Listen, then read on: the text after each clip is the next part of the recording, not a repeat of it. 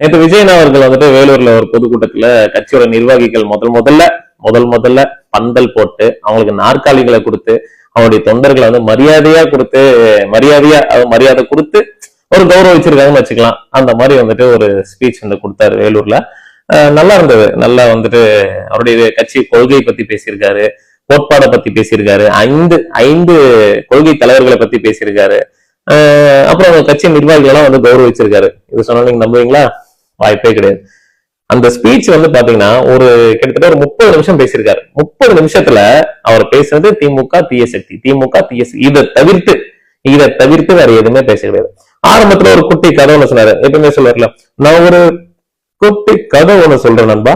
இந்த பாத்தீங்கன்னா நண்பா, இந்த ஜல்லிக்கட்டு காலம் இருக்கு நண்பா, இந்த காலம் வந்து களத்துல இருக்கிறப்போ நண்பா, நம்மள மாதிரி புதுசா ஒரு காலையை அடக்க போறப்போ பெரிய பெரிய எக்ஸ்பீரியன்ஸ்டா இருக்கிறவங்க எல்லாம் வந்துட்டு ஒரு உன்னால முடியாது, நாங்களே ஒரு பெரிய கெத்து, எங்கனாலே முடியல, உன்னால இந்த மாதிரி ஒரு ஜல்லிக்கட்டு காலை அப்படின்னு சொல்லிட்டு இவரே, நான் ஒரு ஜல்லிக்கட்டு காலை, என்னை யாரும் அடக்க முடியாது, நான் வந்து ஒரு மிகப்பெரிய ஒரு சக்தி அப்படின்ற மாதிரி ஒரு பிம்பத்தை உருவாக்குற மாதிரி பேசியிருக்காரு.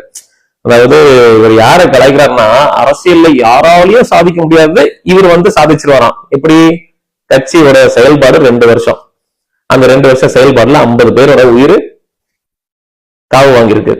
இதுல நீங்க எப்படி சாதிப்பீங்கன்னு கேட்டா தெரியாது. மக்களை சந்திச்சீங்களான்னு கேட்டா மக்கள் எல்லாம் சந்திக்க முடியாது. நேரடியா ஜல்லிக்கட்டுக்கு தான் வருவாரு. அது எப்படின்னா, ஜல்லிக்கட்டு வீரர் ஆகிறதுக்கு முன்னாடியே ஜல்லிக்கட்டு காலை அடக்கிறதுக்கான பிராக்டிஸ் எடுத்திருக்கணும். அந்த பிராக்டிஸ் எல்லாம் எதுவும் இல்லாம நேரடியா நான் வந்து களத்துல குதிச்சு, இங்க பாரு நண்பா, நான் யாருக்கிட்டையும் போய் நான் வந்துட்டு பிராக்டிஸ் எல்லாம் எடுக்க மாட்டேன், நான் களத்துல இருக்கா ஜல்லிக்கட்டு காலையே பீஸ் ஆயிடும். அந்த மாதிரி இந்த சினிமால வர பஞ்ச் டைலாக் மாதிரி. ஓகே ஃபைன், நீங்க போய் அந்த மாதிரி இறங்கி களத்துல இறங்கினா எவ்வளவு நாகரிகம் கருதி சில வார்த்தைகள் பேசக்கூடாது, எவ்வளவு அடிகளுக்குன்றது 2026 எலெக்ஷனோட ரிசல்ட்ல உங்களுக்கு தெரியும். அதுக்கப்புறம் என்ன பேசுறாருன்னா, கரூர் சம்பவத்தை குறிப்பா சிம்பத்தி கிரியேட் பண்ணும் அப்படின்னு நினைச்சாரு. சிஎம் சார், என் மேல அனாவசியமா ஏன் சார் பழி போடுறீங்க? மனசாட்சின்னு ஒண்ணு இருந்தா, மனசாட்சி அதை பத்தி பேசுறதுக்கு விஜயனுக்கு என்ன தகுதி இருக்கு? எதன் அடிப்படையில நீங்க மனசாட்சி பத்தி பேசுறீங்க? எந்த வகையில உங்களுக்கு மனசாட்சி? சரி, நான் உங்ககிட்ட கேட்கிறேன், விஜயன் அவர்கள் உங்க பாணியில கேட்கிறேன். விஜயன் அவர்களே, நீங்க வந்து கரூர்ல வந்து இவ்வளவு பெரிய சம்பவம் நடந்திருக்கிறப்போ நீங்க கரூருக்கு நீங்க 12 மணிக்கு போறேன்னு சொல்லிட்டு 7 மணி நேரம் உங்களுடைய மக்களை காக்க வச்சிருக்கீங்களா? அப்ப இல்லையா சார் உங்களுக்கு மனசாட்சி? அந்த காக்க வச்சிட்டு இருக்கிறவங்க தொண்டர்களுக்கு தண்ணியும் கொடுக்காம, சாப்பாடும் கொடுக்காம, உணவு கொடுக்காம, ஸ்நாக்ஸ் கொடுக்காம அவங்கள வெயில நிற்க வச்சு காக்க வச்சீங்களே, அப்ப தெரியலையா சார் உங்க மனசாட்சி?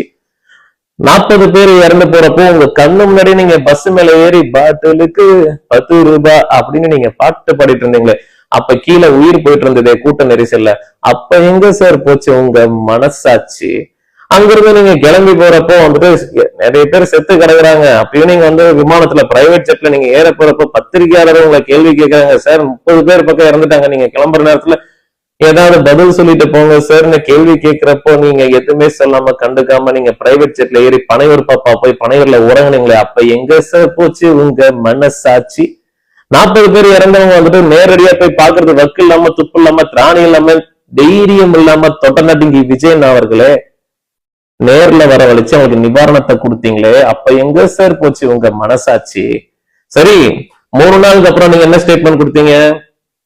சிஎம் சார் பழி வாங்கணும்னு தோணுச்சுன்னா நீங்க என்ன வந்து பழி வாங்க, தேவையில்லாம நேரடியா நண்பா நன்மை மேல கை வைக்காதீங்க, நான் இங்கதான் இல்லைனா ஆபீஸ்ல இல்ல நான் வீட்டுலதான் இருப்பேன் அப்படின்னு நீங்க டயலாக் சொன்னீங்களே, அந்த இடத்துல ஒரு இடத்துலயாவது இறந்தவங்க குடும்பத்துக்காக நான் மிகவும் வருந்துகிறேன்னு ஒரு வார்த்தை சொன்னீங்களா சார்? அப்ப எங்க சார் போச்சு உங்க மனசாட்சி?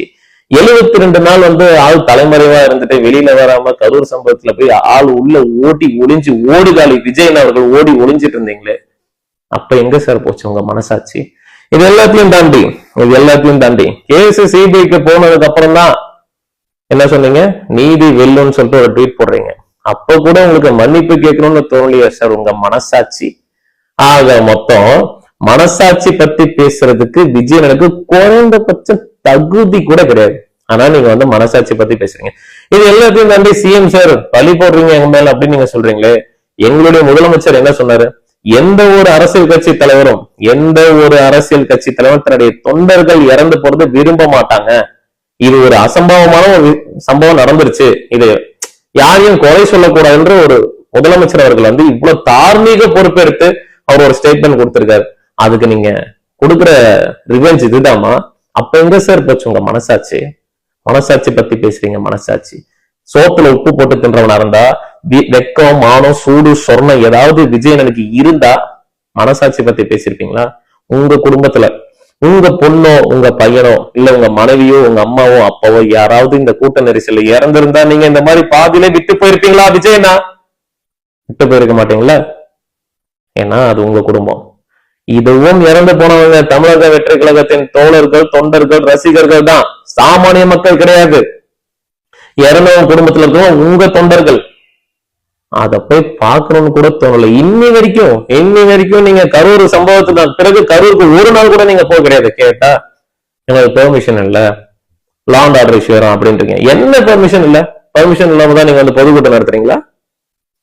மனசாட்சி பத்தி பேசுறான். மனசாட்சி குறிப்பா எங்களுக்கெல்லாம் வந்துட்டு எந்த ஒரு இல்ல விஜயன் அடிக்கடி சொல்றது, எங்களுக்கு பொதுக்கூட்டம் நடத்துறதுக்கு பெர்மிஷன் தர மாட்டேங்கிறாங்க, இப்படி கட்டளை இடுறாங்க, அப்படி ரூல்ஸ் போடுறாங்க அப்படின்றீங்க. என்ன ரூல்ஸ் போட்டாங்க?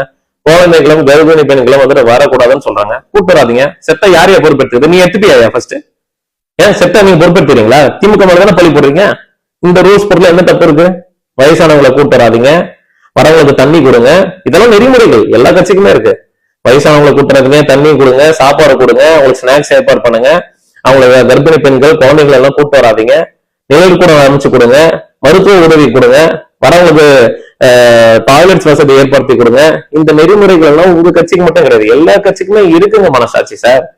ஆனா அது உங்க மனசாட்சிக்கு தெரியாது. ஏன்னா நீங்க வந்துட்டு எனக்கு கிரௌடு வருது, நான் ஒரு நடிகன், என் நடிகனுக்கு வந்துட்டு கிரௌடு வருது அப்படின்ற ஒரு அடிப்படையில நான் ஒரு மாசு, பக்கா மாசு, பிளாஸ்ட் பிளாஸ்ட் அப்படின்னு நினைச்சு சாமானிய மக்களை சாவடிக்கிறீங்களே. வெக்கமா இல்ல?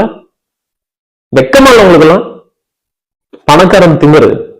கெரியரின் உச்சம் சொல்றீங்களே, அதே கெரியர் உச்சத்துல இருக்கிறவங்க 250 கோடி சம்பளம் வாங்குற வந்துட்டு தன்னுடைய கட்சிக்காரங்களை வந்து எந்த அளவுக்கு வந்து பாதுகாப்பா பாத்துக்கணுன்ற ஒரு காமன் சென்ஸ் கூட இல்ல. நீங்க எல்லாம் அரசியல் வந்து என்னத்தை கிழிக்கிறீங்க? மனசாட்சி பத்தி பேசுறாங்க. மனசாட்சி இதெல்லாத்தையும் தாண்டி வேலூர்ல நேற்று முதல் முறையா வந்து அவங்களுக்கு வந்து நீங்க ஒரு பந்தல் போட்டிருக்கீங்க, நாற்காலி கொடுத்துருக்கீங்க. பாராட்டக்கூடிய விஷயம், வாழ்த்துக்கள். இதே மாதிரி எல்லா பொதுக்கூட்டத்திலையும் பண்ணுங்க. உண்மையாவே நான் பாராட்டுறேன், எல்லாருமே பாராட்டுவாங்க. அதை தவிர்த்து வந்துட்டு நீங்க பந்தலும் போட மாட்டீங்க, வெயில நிக்க வைப்பீங்க. சேலம்ல ஒருத்தர் செத்தாங்களே, கரூர்ல தான் திமுக அவங்களை குறை சொல்றீங்க. சேலத்துல ஒருத்தர் செத்ததுக்கு நீங்க யாரை குறை சொல்லுவீங்க? அவனுக்கு உடம்பு சரியில்லை அப்படின்னு சொல்லுங்க. ஆனா அவங்க சொந்தக்காரங்களும் அந்த மாதிரி எல்லாம் எதுவும் கிடையாதுன்னு சொல்றாங்க. உங்க சுயலாபத்திற்காக நீங்க என்ன வேணாலும் ஸ்டேட்மெண்ட்டை மாத்தி பேசக்கூடாது. மனசாட்சி சார்.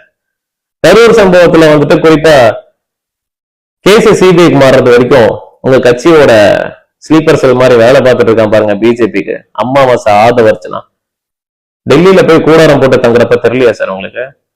இந்த கட்சியோட விஷக்கிருமியே அம்மாவாசை ஆதவர்ச்சனா. அவன் பேச்சை கேட்டு நீங்க வந்து ஸ்டேட்மெண்ட் கொடுங்க.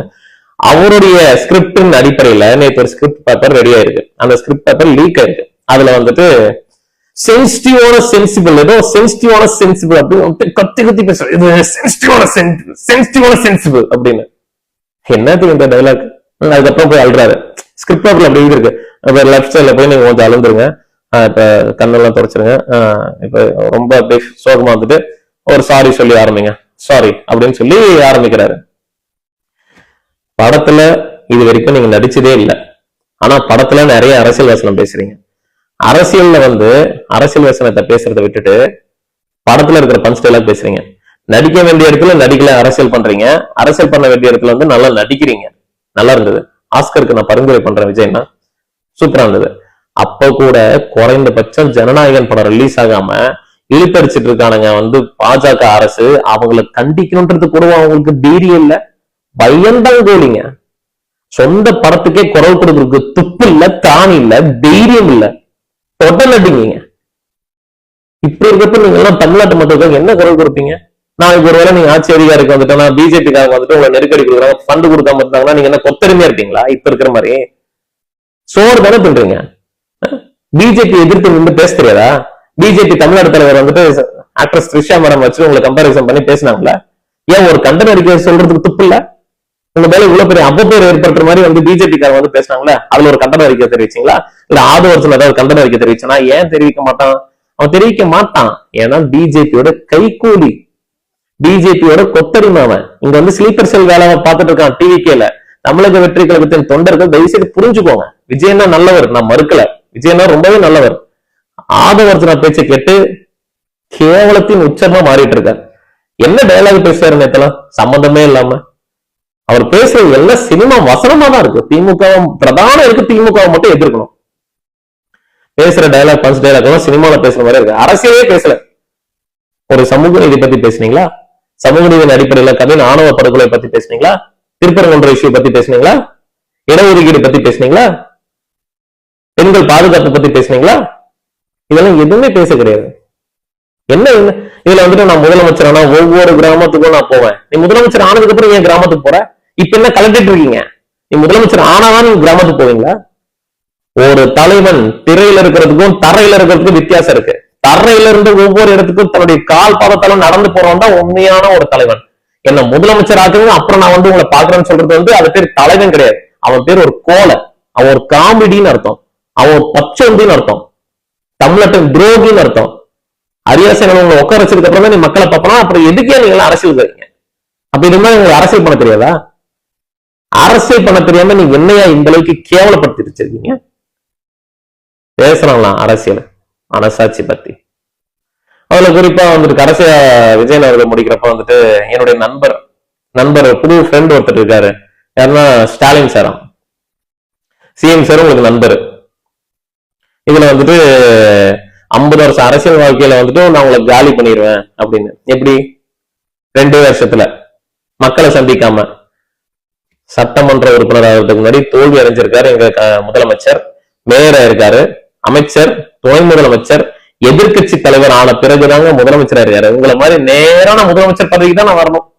நான் ஆனா முதலமைச்சர் பதவி மட்டும்தாங்க ஆவேன், வேற எந்த பதவிக்கு நான் ஆசைப்பட மாட்டேன். ஏன்னா நான் என்னைக்குமே பிளாஸ்ட் பேசுறாங்க பாருங்க. பேசும் காலத்துல இருக்காருங்க. விசாலா உள்ள போயிருக்காரு, ஒரு எஃப்ஐஆர் வந்து தாங்குவீங்களா?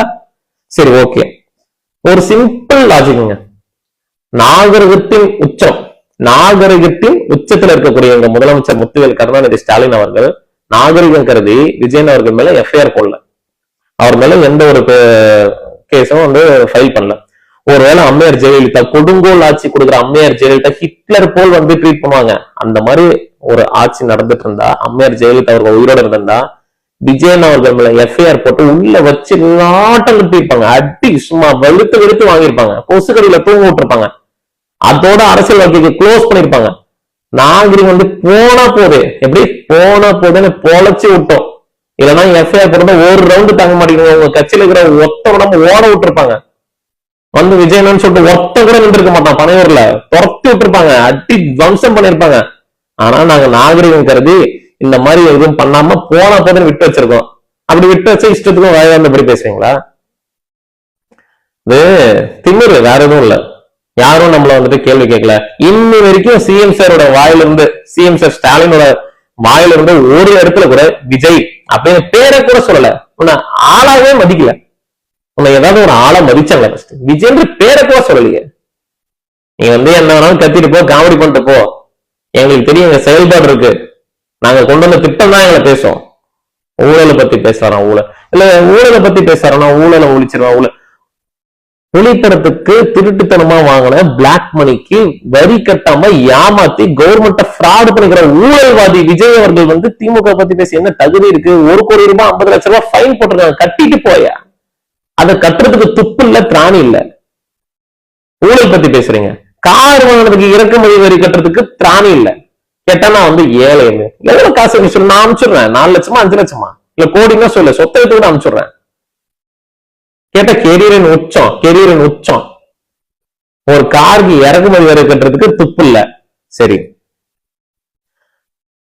மாஸ்டர் படம் ரிலீஸ் ஆகிறப்போ வந்து நெய்வேலியில ஒரு உங்களுக்கு வந்து கூட்டிட்டு போனாங்க. 80 கோடி ரூபாய் வந்து வருமானத்துல வரல. என்ன பண்ணீங்க? எக்ஸ்பி ஸ்டுடியோஸ் தாய்மாம் வந்து பினாமி பேர்ல வச்சிருக்கீங்க. நான் 80 கோடி ரூபாய் வந்துட்டு கணக்குல வராத பணத்தை நான் சம்பளமா வந்து மாத்திக்கிறேன் அப்படின்னு சொல்லிட்டு அதுல ஒரு ஊழல். சரி, 7 ஸ்கிரீன் ஸ்டுடியோஸ் யாருக்கு? லலித் குமார், உங்களுடைய நண்பர், பினாமி பேர்ல 2 ப்ரொடக்ஷன் கம்பெனி உங்க பேர்ல பினாமில நடந்துட்டு இருக்கு. ஊழல் பத்தி பேசுறீங்க. ஊழலுக்கு பேர் போனவரை நீங்க Vijay is the most corrupted actor come politician in India. அதுல மாற்று கருத்தே கிடையாது. நீங்க எல்லாம் ஊழல் பத்தி பேசுறீங்களா? ஊழல் அதாவது கடைசி வரைக்கும் நேற்று நடந்த பொதுக்கூட்டத்துல வன்மத்தை மட்டுமே கக்கிட்டு இருக்க தமிழக வெற்றி கழகத்தின் தலைவர் நடிகர் விஜயன் அவர்களுக்கு அரசியல்ல 2026 களத்திலே மக்களை சந்திக்காம, மக்களுக்கு எந்த ஒரு கஷ்ட நஷ்டத்திலே கூட இல்லாம, இன்னும் சொல்ல போனா தன்னுடைய சொந்த கட்சிக்காரர்களுக்கே கூட இருந்து அவங்க என்னைக்குமே உறுதுணையா இல்லாம சுயநலத்திற்காக மட்டும் அவருடைய கட்சிக்காரங்களை பயன்படுத்தி கொண்டு விஜயன் அவர்களை மண்ண கவி விடணும். 2026 மண்ண கவி டெபாசிட் கூட ஒரு தொகுதியில கூட வாங்கணுமா, அவங்கள ஓட ஓட விரட்டலன்னா இல்லைன்னு மட்டும் எழுதி வச்சுக்கோங்க. தமிழ்நாட்டு மக்கள் உங்களுக்கு தகுந்த பாடத்தை கண்டிப்பா கொடுக்கதான் போறாங்க. நீங்க எவ்வளவுதான் நல்லவ மாதிரி வேஷம் போட்டாலும், நல்லவ மாதிரி கலர் பூசிட்டு சாயம் பூசிட்டு உங்க சாயம் கண்டிப்பா வெளுத்துதான் போக போகுது. எழுதி வச்சுக்கோங்க, எழுதி வச்சுக்கோங்க. கண்டிப்பா சேலம்ல இப்படிதான் ஒருத்தர் தமிழன் பார்த்தி நான் ஒரு பெரிய பொதுக்கூட்டம் நடத்துறன்ற பேர்ல காமெடி பண்ணாரு. அதுல தமிழன் பார்த்தி என்ன சொன்னாரு, என் தலைவனுக்காக 6 மணி நேரம் நிப்பியா, சோறு தண்ணி இல்லாம நிப்பியா, சாப்பாடு தண்ணி இல்லாம நிப்பியா, தண்ணி குடிக்க கூடாது, மொத்தம் இந்த மலை மேல ஏறி வருவான் பைத்தியக்காரனுங்க, அவனுங்கெல்லாம் தூக்கி விரட்டி அடிக்கணும், நீ நிப்பியாயா? உன் கட்சிக்காரன் இப்படி சொல்றானே, உன் மகளை இந்த மாதிரி 6 மணி நேரம் சோறு தண்ணி இல்லாம நிக்க வைப்பியா? பார்த்து நான் கேக்குறேன், நீ நிக்க வைப்பியாயா? உன் மகளை நிக்க வைப்பியாயா? நிக்க வைப்பியான்னு நான் கேக்குறேன். சூடு சூழ்நிலை இப்படி பேசுறதுக்கு என்ன சாவணுமா? என்ன கொத்தடிமைகளா? அடிமை மாதிரி வச்சிருக்கீங்க, வெக்கம் கெட்டவங்களா? அடிமை மாதிரி வச்சிருக்கீங்க. இதெல்லாம் பேசுறேன். மக்கள் பிரதிநிதியா வந்தவங்க என்ன கிளிப்பானுங்க. என் தலைவர் வராரு இல்லைன்னு சொல்லிட்டு வெயில நிக்க வைக்க மாட்டானுங்க. இதுக்கு ஒரு இடத்துல கூட கண்டன அறிக்கை கொடுக்கறதுக்கு துப்பு இல்ல விஜயனால. அப்படி எல்லாம் ட்ரீட் பண்ணாதப்பா, அப்படி பேசுறது தப்புன்னு சொல்லி ஏன் ஒரு அட்வைஸ் பண்ண தெரியாதா? வந்துட்டாங்க அரசியலுக்கு பெருசா. மக்கள் எல்லாம் உங்களுக்கு அவ்வளவு இலக்காரமா போச்சு. எவ்வளவு பெரிய சீப் பாலிடிக்ஸ் கையில இருக்காங்க பாருங்க. இதுதான் தமிழக வெற்றி கழகத்தோட லட்சணம். தமிழக வெற்றி கழகத்தோட கேவலம் இதுதான்.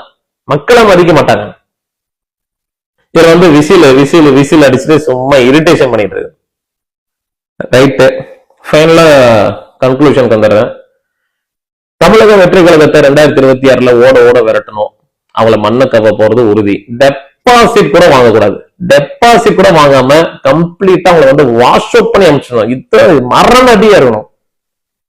அடுத்த வீடியோல சந்திப்போம். உங்களிடம் இருந்து விடைபெறுவது அரியப்பன் பையன் அன்பானந்தம். நன்றி, வணக்கம்.